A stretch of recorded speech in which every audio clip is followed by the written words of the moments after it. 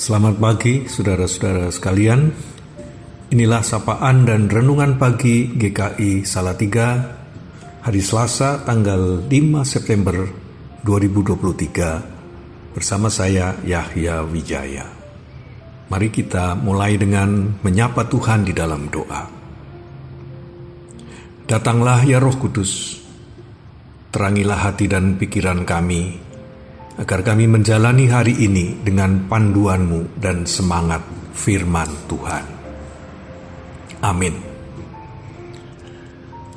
Saudara-saudara, hari ini kita akan awali dengan membaca surat Roma pasal yang ke-14. Roma pasal 14 ayat yang ke-8. Sebab jika kita hidup untuk Tuhan. Dan jika kita mati untuk Tuhan. Jadi baik hidup atau mati, kita adalah milik Tuhan. Saudara-saudara, persoalan pribadi seringkali menguras seluruh energi kita, sehingga kita tidak mampu memikirkan hal-hal selain persoalan itu. Akhir-akhir ini saya mulai merasa terganggu dengan penyakit degeneratif yang sebenarnya diderita juga oleh banyak lansia lain. Menyadari bahwa tubuh saya tidak lagi prima membuat pikiran saya dipenuhi oleh macam-macam kekhawatiran tentang hidup dan mati. Bagaimana kalau penyakit saya memburuk, lalu saya jadi tergantung pada bantuan orang lain? Bagaimana kalau saya mati, apakah keluarga saya siap melanjutkan hidup tanpa kehadiran saya? Dan sebagainya.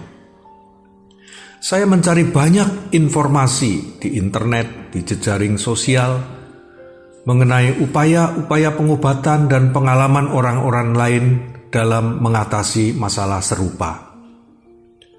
Tanpa sadar, semua itu menguras waktu, perhatian, dan semangat saya. Saya menolak semua tugas keluar kota, termasuk undangan pelayanan dari gereja-gereja. Saya sulit berkonsentrasi bahkan dalam melakukan tugas saya sehari-hari. Sudah berbulan-bulan proyek penelitian saya jalan di tempat, karena kreativitas saya mandek dan semangat saya untuk bekerja pudar. Saya hanya memikirkan diri sendiri. Lebih tepatnya memikirkan kesusahan saya sendiri.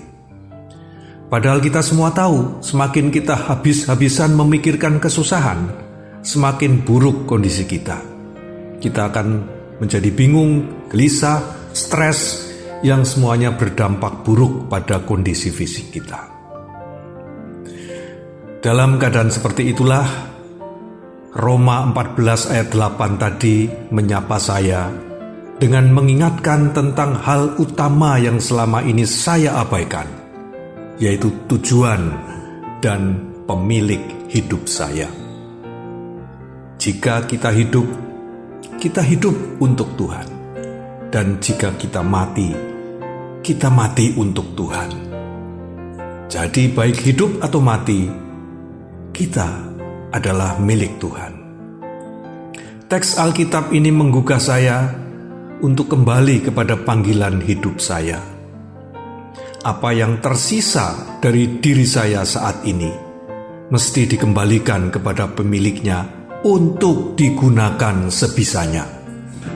Dan saya perlu belajar untuk semakin percaya bahwa sang pemilik itulah yang akan memperbaiki jika ada bagian dari diri saya yang rusak, memperbarui jika ada yang kadaluarsa, dan jika tiba saatnya tubuh ini tidak bisa dipakai lagi, Ia tidak akan pernah menyia-nyiakan saya, karena baik hidup atau mati, saya adalah miliknya.